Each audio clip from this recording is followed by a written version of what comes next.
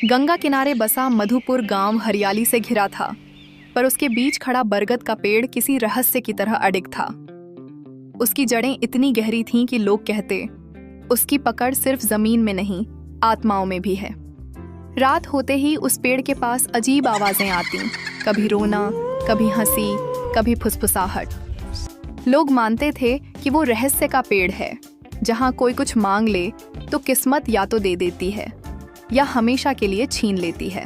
गांव का गरीब किसान रामू हर दिन उस पेड़ के पास से गुजरता, पर नजर झुका लेता। उसकी जमीन सूख चुकी थी और सूदखोर सूरज ने उसे कर्ज में जकड़ रखा था। एक दिन सूरज ने उसे धमकाया, रामू, जमीन बेच दे, वरना तेरी झोपड़ी भी निगल जाऊंगा। पर रामू ने जवाब दिया, यह जमीन मेरी नसों में बहती है, इसे बेचने से बेहतर है मर जाऊं। उसी शाम उसका दोस्त शेखर आया, हमेशा की तरह लालच भरी आंखों से। रामू, खजाना यकीनन है उस पेड़ के नीचे। मुझे एक निशान मिला है, तारे और सर्प का प्रतीक। कलावती को जानते हो ना, वही जानती है इसका रहस्य। रामू को शक हुआ, लेकिन गरीबी की आग ने उसकी जिज्ञासा जगा दी। दोनों कलावती के पास गए। गांव की रहस्यमय बूढ़ी औरत, जिसकी झोपड़ी में धूप की खुशबू और सन्नाटे की गूंज थी। कलावती ने अपनी झुकी आंखें खोली। तुम खजाना नहीं, परीक्षा ढूंढ रहे हो, उसने कहा। जो उसे पाने निकलेगा वो अपने असली रूप से नहीं, अपनी आत्मा से परखा जाएगा। फिर उसने एक पुराना नक्शा दिखाया, जिस पर वही सर्प और तारे का प्रतीक बना था। 3 निशान हैं, उसने फुसफुसाया, साहस, सत्य और त्याग। इनमें से जो एक भी टूटे वह मिट जाएगा। बस एक ही बचेगा जो खुद को पहचान ले।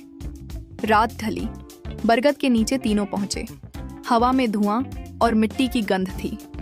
कलावती ने एक मंत्र पढ़ा और जड़ों के बीच जमीन फट गई।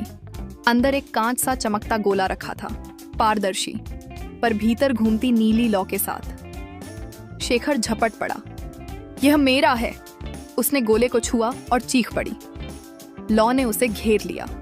उसकी आंखों में उसका ही चेहरा झिलमिला रहा था, लेकिन विकृत, लालची और राक्षसी। एक पल में वो गोला फट गया और शेखर गायब। रामू स्तब्ध रह गया। यह क्या था? कलावती बोली, यह मोह का गोला था। जो अपने भीतर झांके वही जीवित लौटेगा, जो बाहर देखे वो स्वयं में खो जाएगा। सूरज जो पीछा करते हुए आया था, हंसा, तुम सब पागल हो, मुझे सोना चाहिए, आत्मा नहीं। उसने हथियार उठाया, पर पेड़ की जड़ें अचानक जमीन से निकल आईं और उसे जकड़ लिया। उसकी चीखें गूंजती रहीं, फिर सब शांत। रामू भयभीत खड़ा रहा। माँ, यह पेड़ क्या चाहता है? कलावती ने कहा, यह पेड़ खजाना नहीं देता, बल्कि वह चुनता है कि कौन योग्य है। हर 100 साल में यह किसी सच्चे इंसान की तलाश करता है जो इसका संरक्षक बने। रामू के हाथ में गोले की टूटी किरण आई और चमकने लगी। तू चुना गया है रामू, अब यह पेड़ तेरा है।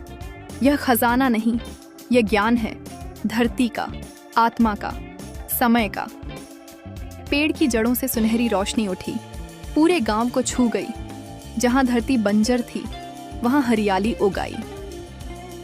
कलावती मुस्कुराई, मेरा काम खत्म हुआ, अब तू इसका रक्षक है। उसका शरीर धीरे धीरे मिट्टी में समा गया, जैसे वह खुद उसी पेड़ का हिस्सा रही हो।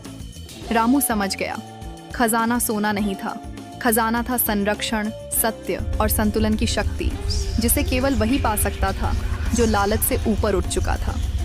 बरगद का पेड़ अब शांत था, लेकिन उसकी जड़ें फिर भी फुसफुसा रही थीं, हर 100 साल में कोई एक लौटेगा।